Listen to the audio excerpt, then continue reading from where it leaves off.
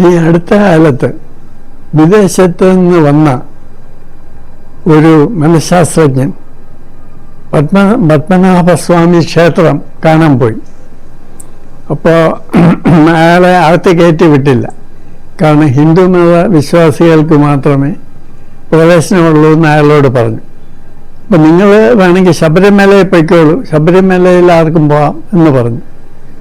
അപ്പോൾ ശബരിമലയിൽ എന്താണ് പ്രത്യേകത എന്ന് ചോദിച്ചപ്പോൾ പറഞ്ഞു,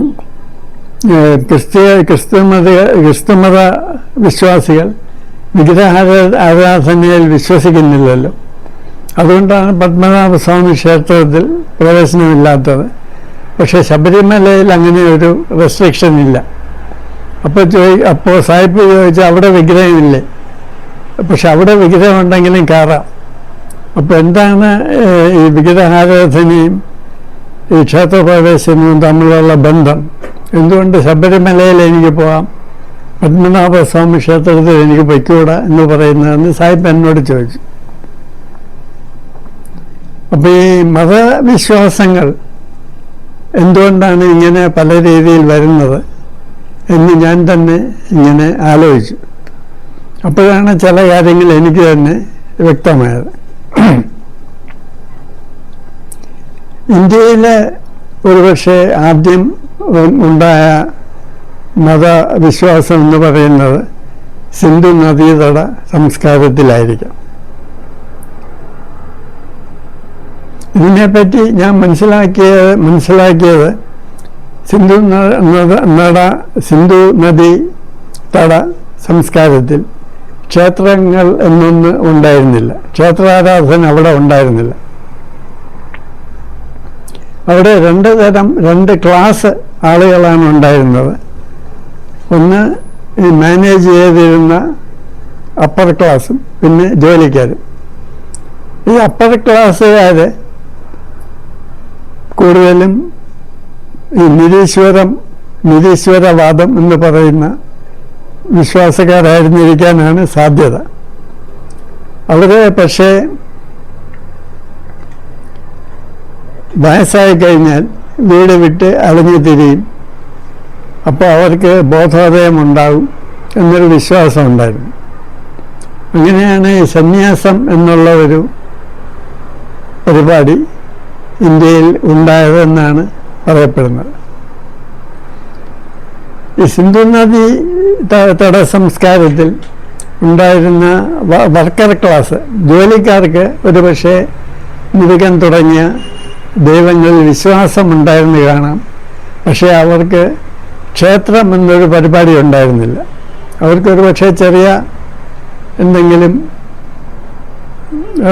ആരാധന സമ്പ്രദായങ്ങൾ ഉണ്ടായിരുന്ന് കാണാം.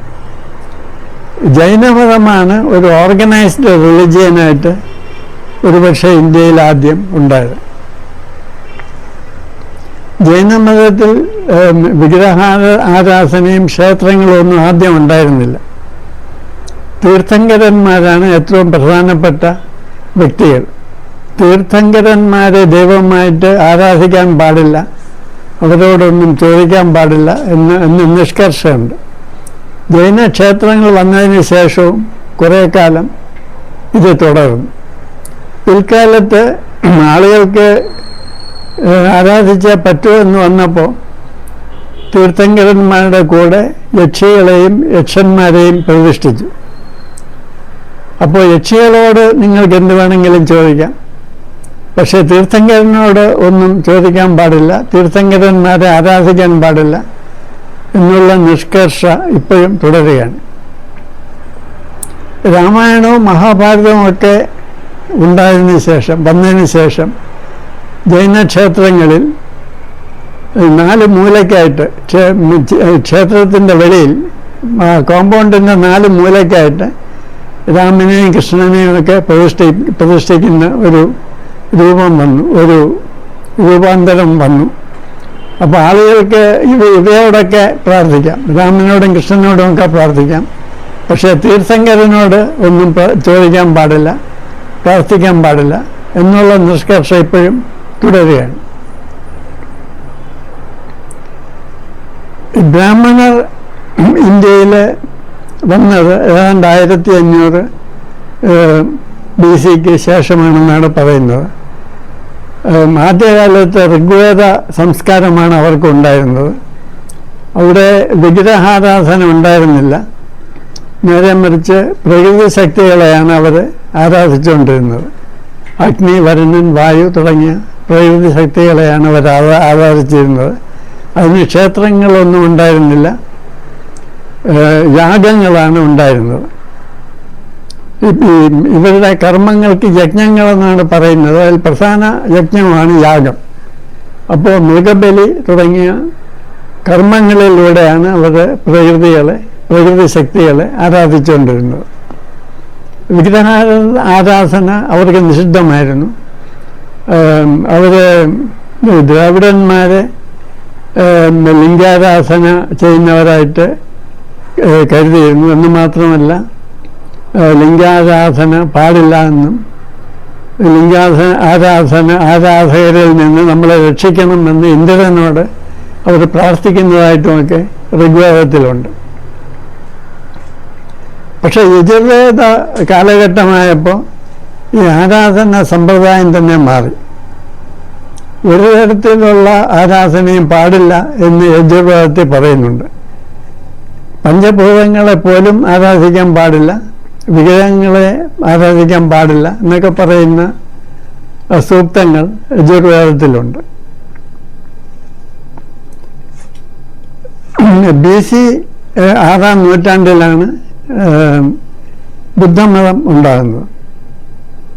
ബുദ്ധമതം പ്രചരിച്ചതോടെ ജൈനമതത്തിന്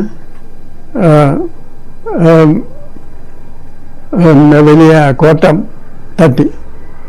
പല ജൈന ക്ഷേത്രങ്ങളും ബുദ്ധ വിഹാരങ്ങളായിട്ട് മാറി. അപ്പോൾ ബുദ്ധൻ ആരംഭകാലത്ത് അദ്ദേഹത്തിൻ്റെ രൂപം ഉണ്ടാക്കാൻ പാടില്ല എന്ന് പറഞ്ഞിരുന്നു. ബുദ്ധൻ്റെ മഹാസമാധി കഴിഞ്ഞ് 300 വർഷം കഴിഞ്ഞാണ് ആദ്യത്തെ ബുദ്ധ വിഗ്രഹം ഉണ്ടാക്കപ്പെടുന്നത്. അശോകൻ്റെ കാലത്താണ് ഈ മഹായാന ബുദ്ധിസം ചെറുതായിട്ട് ആരംഭിക്കുന്നത്. ബുദ്ധവിഹാരങ്ങളിൽ ബുദ്ധ പ്രതിമകൾ പ്രത്യക്ഷപ്പെടുന്നത്. പിൽക്കാലത്ത് ബുദ്ധനെ ഒരു ദൈവമായിട്ട് ആരാധിക്കാൻ തുടങ്ങി. ബുദ്ധ വിഗ്രഹത്തെ വിഹാരങ്ങളിൽ എഴുന്നള്ളിക്കാൻ തുടങ്ങി, ഉത്സവങ്ങൾ തുടങ്ങി. ആനപ്പുറത്ത് എഴുന്നള്ളിക്കുന്ന ചെറിയ ബുദ്ധ വിഗ്രഹത്തിനെയാണ് കുട്ടിശാസ്താവെന്ന് വിളിച്ചത്. അതാണ് പിൽക്കാലത്ത് കുട്ടിച്ചാത്തനും കുട്ടിശാസ്താവും ഒക്കെ ആയിട്ട് മാറിയതെന്നും പറയപ്പെടുന്നു. ചുരുക്കത്തിൽ ബുദ്ധ മതത്തിലും ആദ്യകാലത്ത് വിഗ്രഹാരാധന ഉണ്ടായിരുന്നില്ല, ആരാധന തന്നെ ഉണ്ടായിരുന്നില്ല. മഹായാന ബുദ്ധിസം വന്നതോടെ അത് ഒരു കറപ്റ്റഡ് ഫോം ഓഫ് ബുദ്ധിസത്തിലാണ് ഈ വിഗ്രഹാരാധന തുടങ്ങിയത്.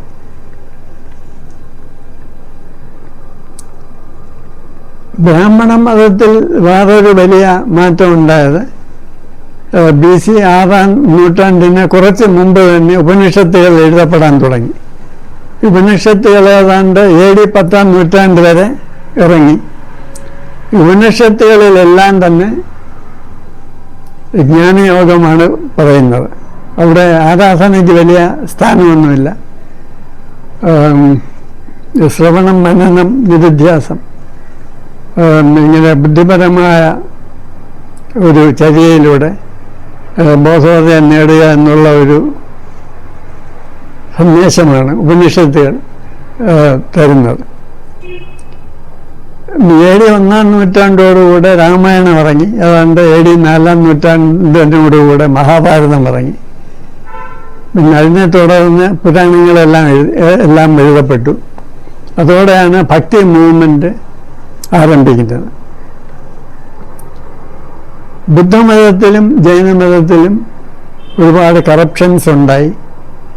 ഈ തന്ത്രയോഗം ബുദ്ധിസത്തെ വല്ലാതെ പിടിച്ചു കുലുക്കി. ആളുകൾക്ക് ഈ മതങ്ങളോടുള്ള താല്പര്യം നഷ്ടപ്പെട്ടു. ആ സമയത്ത് പല ബുദ്ധവിഹാരങ്ങളും ക്ഷേത്രങ്ങളായിട്ട് മാറി. അപ്പോൾ ബുദ്ധപ്രതിമകൾ രൂപാന്തരം പ്രാപിച്ച് ഹിന്ദു ദൈവങ്ങളായിട്ട് മാറി. ഈ പല ക്ഷേത്രങ്ങളിലും നമ്മൾ പോയാൽ ആ കൊത്തുപണികളിൽ ബുദ്ധ മതത്തിൻ്റെ അവശിഷ്ടങ്ങൾ കാണും. ഈ സാധാരണത്തിൽ ബുദ്ധൻ ആദ്യം പ്രസംഗിച്ച ഒരു രൂപമുണ്ട്. ആൽമരത്തിൻ്റെ ചുവട്ടിൽ ബുദ്ധൻ ഇരിക്കുന്നു, അതിൻ്റെ ചുറ്റും 5 വൃദ്ധ സന്യാസിമാർ ഇരിക്കുന്നു. ബുദ്ധൻ അവർക്ക് ഉപദേശം കൊടുക്കുകയാണ്. ഈ ഒരു രൂപം ഈ പല ക്ഷേത്രങ്ങളിൽ കാണാം. അതുപോലെ തന്നെ ബുദ്ധൻ്റെ മഹാപരിനിർവാണ മുദ്ര, അതായത് ബുദ്ധൻ മഹാസമാധി കിടക്കുന്ന രൂപം, അതിൽ ഒരുപാട് പേര് ചുറ്റും നിന്ന് ബുദ്ധനെ നോക്കുന്നു. ഈ ഒരു രൂപം പല ബുദ്ധവിഹാരങ്ങളിലും കാണാം. ഇതേ രൂപം ബുദ്ധൻ്റെ തലയിൽ കിരീടം വെച്ച് മാറ്റി മറ്റ് പല ദൈവങ്ങളുമായിട്ട് പല ക്ഷേത്രങ്ങൾക്കകത്തും പുറത്തുമൊക്കെ കാണാം. അപ്പോൾ ബുദ്ധൻ സാരാനാഥിൽ ഇങ്ങനെ ആദ്യത്തെ ഉപദേശം കൊടുക്കുന്ന രൂപം ദക്ഷിണാമൂർത്തി ആയിട്ട് പല ക്ഷേത്രങ്ങളിലും രൂപാന്തരം പ്രാപിച്ചിട്ടുണ്ട്.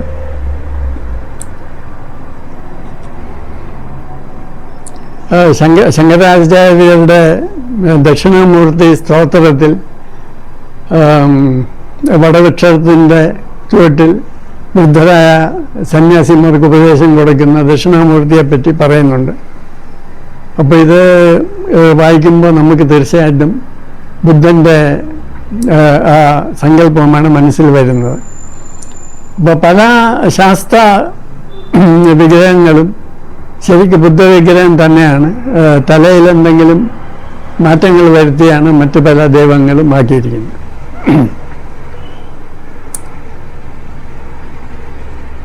പിന്നെ ക്രിസ്തുമതം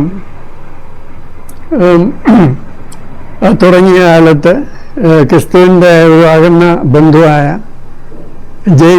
യാക്കോബ് ഒരു ക്രിസ്തുവിൻ്റെ സ്വർഗാരോഹണ ശേഷം ഒരു മതം തുടങ്ങി.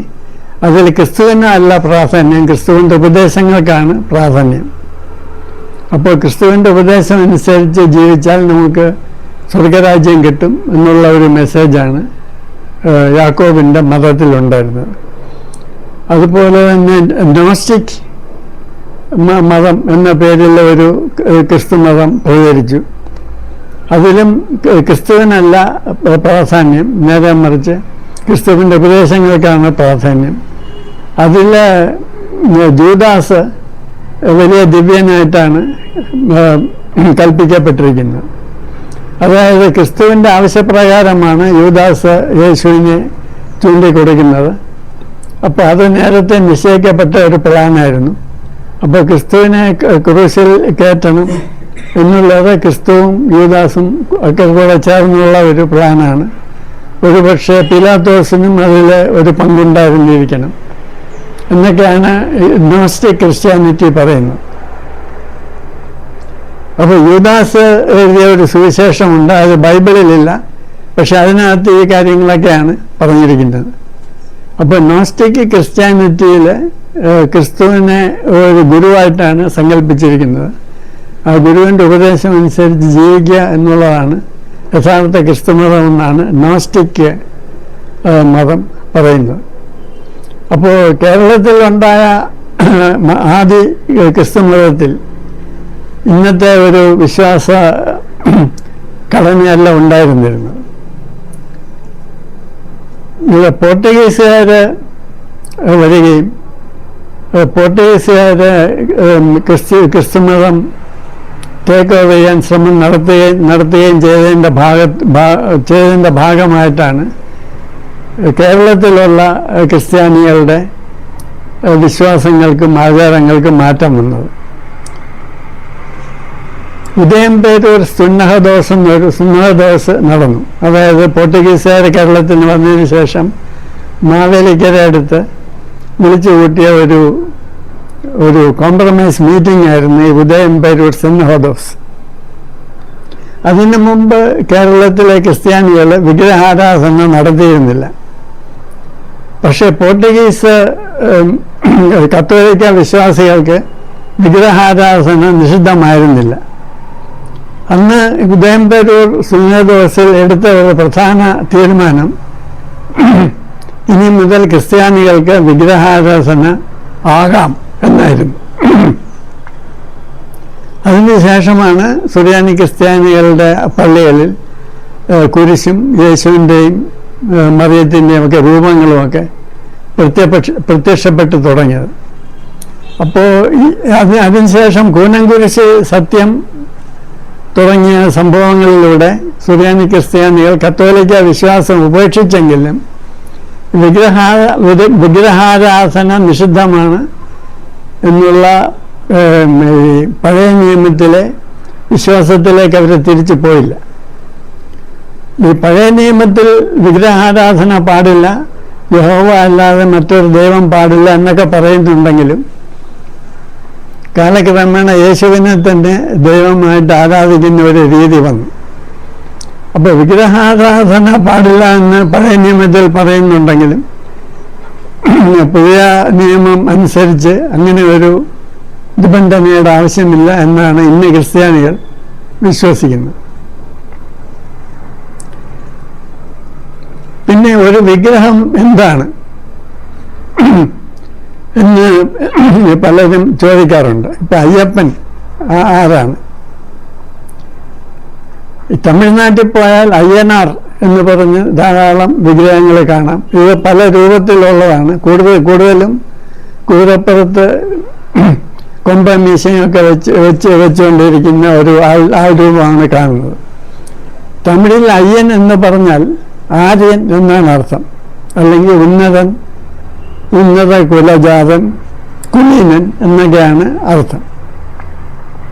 ഇത് ഒരു പ്രത്യേക ദൈവത്തെ സൂചിപ്പിക്കുന്നതല്ല, ഒരു ഗ്രാമത്തിൻ്റെ രക്ഷാധികാരിയായിട്ട് അവർ സങ്കല്പിച്ച് വെക്കുന്ന ഒരു രൂപമെന്ന് ഞാൻ അർത്ഥമുള്ളൂ. നമ്മൾ തമിഴ്നാട്ടിൽ ഉടനീളം സഞ്ചരിച്ചാൽ എല്ലായിടത്തും ഒരേ പ്രതിഷ്ഠയല്ല കാണുന്നത്, അയ്യനാർ എന്ന് പറഞ്ഞത്.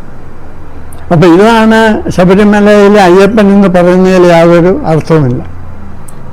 ശബരിമലയിലെ അയ്യപ്പൻ്റെ ഇന്നത്തെ രൂപം കണ്ടാൽ ബുദ്ധമതത്തിലെ പല ശില്പങ്ങളുമായിട്ടാണ് കൂടുതൽ സാദൃശ്യം. അത് കുതിരപ്പുറത്തൊന്നും ഇരിക്കുന്ന രൂപമല്ല. പ്രത്യേകിച്ച് ബുദ്ധനല്ലാതെയുള്ള ഏതോ ഒരു ബോധിസത്വൻ്റെ രൂപവുമായിട്ടാണ് കൂടുതൽ സാദൃശ്യമുള്ളതെന്ന് എനിക്ക് തോന്നുന്നത്. ഒരുപക്ഷെ അവലോകിതേശ്വരനായിരിക്കാം. കാരണം അവലോകിതേശ്വരൻ്റെ രൂപം ബുദ്ധൻ്റെ രൂപത്തിൽ നിന്ന് വ്യത്യാസപ്പെടുത്താൻ വേണ്ടി ഈ കാല് മടക്കി വെച്ചുകൊണ്ടിരിക്കുന്ന, മുകളിലോട്ട് മടക്കി വെച്ചുകൊണ്ടിരിക്കുന്ന രൂപമാണ്. അത് ഒരു കാലും രണ്ട് കാലും മടക്കി വെച്ചിരിക്കുന്ന രൂപങ്ങൾ ഉത്തരേന്ത്യയിലുണ്ട്. ഈ പല ആരാധനാലയങ്ങളുടെയും ഐതിഹ്യം പറയുന്നത് തുടക്കത്തിൽ അത് ആദിവാസികളുമായിട്ട് ബന്ധപ്പെട്ട സ്ഥലങ്ങളായിരുന്നു എന്നാണ് നാം മനസ്സിലാക്കുന്നത്. പിന്നെ അത് ഒരുപക്ഷെ ഈ സിന്ധു നദീതട സംസ്കാരത്തിൽ നിന്ന് വന്നവർ അവരുടെ ആരാധനാ സ്ഥലങ്ങളായിട്ട് മാറ്റിക്കാണ്. പിൽക്കാലത്ത് അത് ജൈന കേന്ദ്രങ്ങളായിട്ട് മാറ്റപ്പെട്ടെന്ന് വരാം. പിന്നെ രാജാക്കന്മാർ ബുദ്ധമതം സ്വീകരിച്ചതോടെ അവിടുത്തെ പ്രതിഷ്ഠ രൂപഭേദം വരുത്തി ബുദ്ധനോ ഏതെങ്കിലും ബോധിസത്വനോ ആക്കി മാറ്റിയെന്ന് വരാം. പിന്നെ ബുദ്ധമതം ക്ഷയിച്ചതിന് ശേഷം അത് ശാസ്താവോ വേറെ എന്തെങ്കിലും ആക്കി മാറ്റപ്പെട്ടെന്ന് വരാം. നമ്മൾ പുറകോട്ട് പോയി നോക്കുകയാണെങ്കിൽ മിക്കവാറുമുള്ള ആരാധനാലയങ്ങൾ അത് ഹൈന്ദവമാകാം, ക്രൈസ്തവമാകാം, ഇസ്ലാമാകാം. അടിയിൽ ചെല്ലുമ്പോൾ മിക്കവാറും ആദിവാസി ആരാധനാലയങ്ങൾ ആയിരുന്നു എന്ന് ഒരുപക്ഷെ കണ്ടെത്തിയെന്ന് വരാം. അതുകൊണ്ട് ഇതെല്ലാം ആദിവാസികൾക്ക് വിട്ടുകൊടുക്കണമെന്ന് പറയുന്നതിൽ അർത്ഥമൊന്നുമില്ല. അപ്പോൾ ഏതെങ്കിലും ഒരു ആരാധനാലയത്തിൽ ആർക്കാണ് പ്രവേശനം കൊടുക്കേണ്ടതെന്ന് ചോദിച്ചാൽ യഥാർത്ഥത്തിൽ അത് വിശ്വസിക്കുന്ന ആളുകൾക്കെല്ലാം പ്രവേശനം കൊടുക്കണം എന്നാണ് എനിക്ക് തോന്നുന്നത്. ബാഹ്യമായിട്ട് ഒരാൾ ക്രിസ്തുമതത്തിൽ ആയതുകൊണ്ടോ ഹിന്ദുമതത്തിലായതുകൊണ്ടോ അയാൾക്ക് യഥാർത്ഥ വിശ്വാസം വേണമെന്നില്ല. അപ്പോൾ ഒരാൾ എന്തിനാണ് വിശ്വസിക്കുന്നതെന്ന് അയാളാണ് തീരുമാനിക്കേണ്ടത്. അത് ബാഹ്യമായിട്ട് ഒരാൾക്ക് ഒരിക്കലും തീരുമാനിക്കാവുന്ന ഒരു കാര്യമല്ല. അപ്പോൾ ഇങ്ങനെയുള്ള ഒരു കാര്യത്തെപ്പറ്റി ഒരു തുറന്ന പുനർചിന്തനം ആവശ്യമാണെന്നാണ് എനിക്ക് തോന്നുന്നത്.